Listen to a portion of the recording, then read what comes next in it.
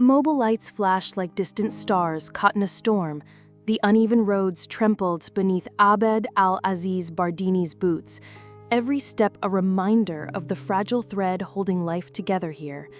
The air smelled of dust and smoke, sharp, acrid, clinging to his throat. Somewhere behind the chaos, faint prayers drifted, hesitant and trembling like broken glass, trying to piece themselves back together. He was a paramedic, a bearer of fragile hope. Tonight, like so many nights before, the city was bleeding. Screams and silence tangled in the same breath.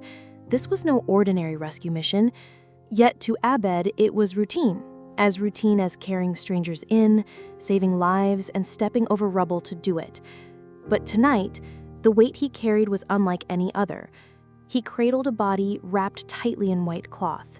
His hands shook, not from cold, but from an invisible storm inside. The face was hidden, identity unknown. He focused instead on the child beside him, pale and shivering, eyes wide but silent. The woman, the body he carried, was an afterthought, until the hospital mortuary.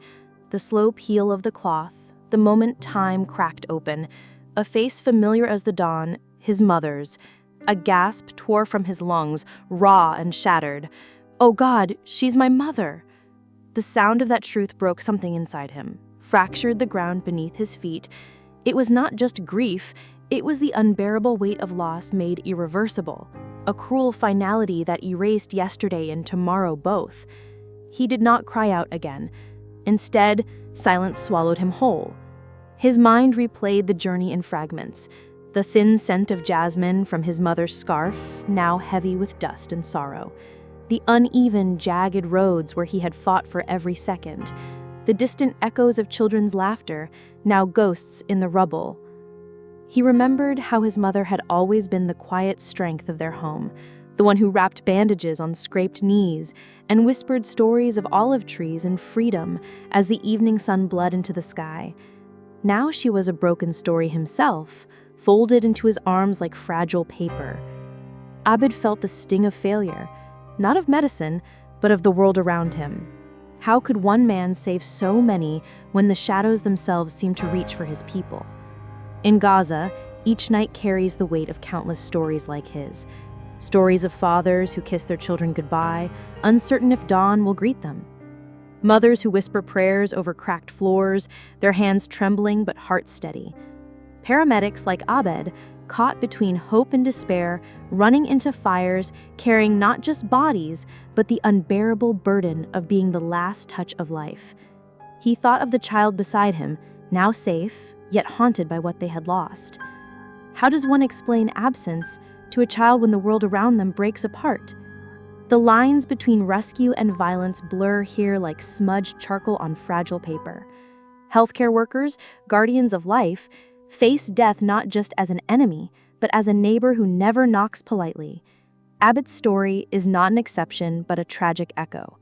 15 medics killed in one strike, a family massacre hidden beneath rubble and silence, the unspoken grief of a city that cries behind shuttered windows and empty plates.